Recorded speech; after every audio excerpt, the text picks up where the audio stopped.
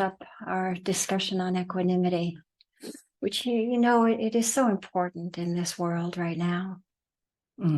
We're lacking so much in it, and learning how to balance in the middle of the storm is really the central point of learning equanimity.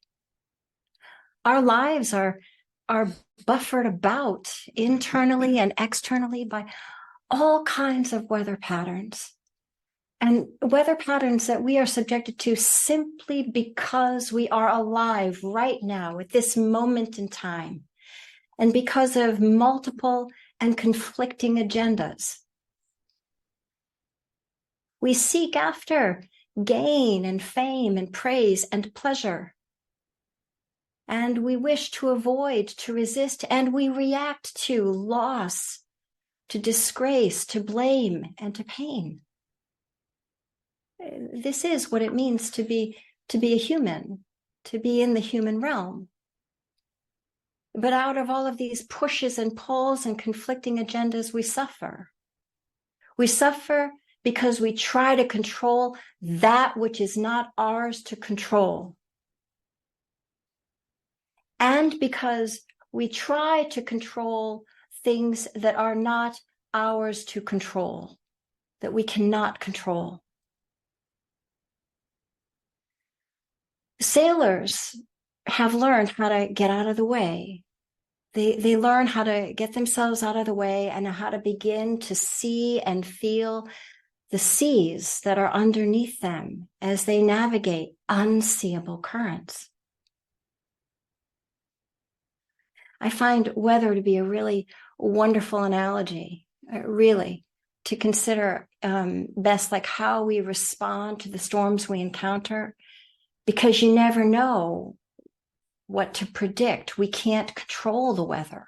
The weatherman on the evening news often tries to convince us of otherwise, right? Oh, there's a 60% chance of rain tomorrow. Yes, but that also means there's a 40% chance of sunshine, right? Both are true. Both are true. It just depends on what side of the equation we're seeing. What side of the equation we habitually tend to see, right? Therefore, usually, hopefully we don't try to fixate too much on trying to control things like the weather, right? Today is a lovely cloudy day in November, and last week we were dealing with the 70s. This is how it is in New England. When we can't predict the weather, but what we can do is we can prepare for it. We can figure out how to prepare for it. Wherever we live, we adapt. That's actually another beautiful thing about being humans, is that we learn to adapt to where we live. We figure out the weather gear we need, and we get on with our life. We learn how to adjust accordingly. We may grumble about the weather, but we tend to not try to dwell on it unless, for example, there's a special occasion we're looking forward to and it's weather permitting. But mostly we understand we have no control over the weather, right? And so there's something here to learn about not resisting. Like we can't change how things are, but we can learn how to adapt, and we can learn how to get our footing. We can learn how to stay balanced and upright, even in stormy conditions. And this is exactly what we're doing in our meditation practice. There's an African saying that says, "Calm seas do not make skillful sailors." We entrain our skills by sailing the stormy seas.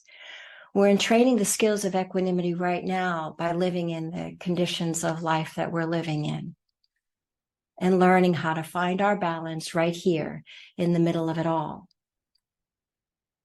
And right here, I'll even give you pause to really consider, when we think about how do we balance things out, to consider, for example, the manner with which you receive the news and how frequently you look at the news. And then invite the question, How much do you need to be aware and stay aware of what's going on without sinking under the weight of it? That is learning how to find your sea legs. And that is deeply important for all of us to do right now. Equanimity is grown. It is grown in stormy conditions, not otherwise. And it is grown by being knocked off balance and learning how to come back into balance. We cannot expect ourselves to stay steady under these conditions. What we can do is start to notice when we're knocked around, and then learn how to move from being off balance, pushed off balance, pulled off balance, and figure out how to right the ship. And understand that the righting of this ship, it is not a steady state, ever a steady state. It is a dynamic stillness. It is a dynamic middleness that we are going for. And we want to feel for that. Feel for when we're pulled off. Feel for the dynamic middleness.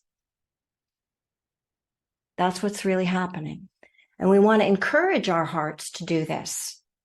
We want to encourage the heart back here, because the more balanced we are, the better we will be able to see what's going on more clearly.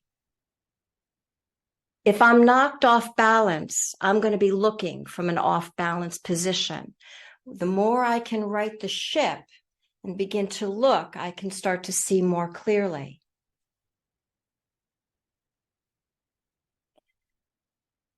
So this being off balance, this being knocked around, that's going to happen thousands of times in the course of a day. Now, that also means that there are thousands of opportunities for you to figure out how to do this. Recognize that we are in the ideal circumstances of life, being pulled and pushed around by storms, that we have the opportunity to learn in those conditions how to right the ship, how to balance it out, how to keep orienting toward non-harm and goodwill, orienting in that direction. We'll get pulled off, but how quickly can we notice? Can we restabilize and reattune to the North Star of non-harm and goodwill?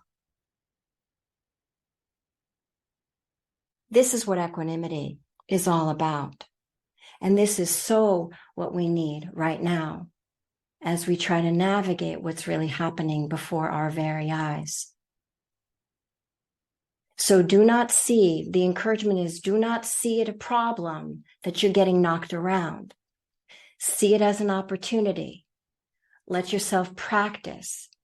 Appreciate all of the times that you remember to restabilize and that you begin to feel what this feels like, so that we can keep orienting back toward the middleness of the experience. That's easier for all of us. It's a kinder position for us to be in internally, and we have a better chance to offer something more skillfully externally, moving from that place. Okay?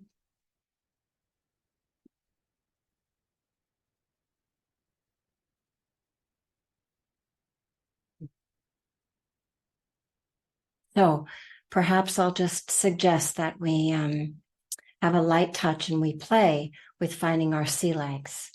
All right. We feel for the not too tight, the not too loose, the relaxed, alert posture of caring attention. Relaxed, alert posture of caring attention. We can do this. We can do this, and we can encourage each other to keep learning how to navigate the seas, becoming good sailors. Okay? So, thank you for your kind attention.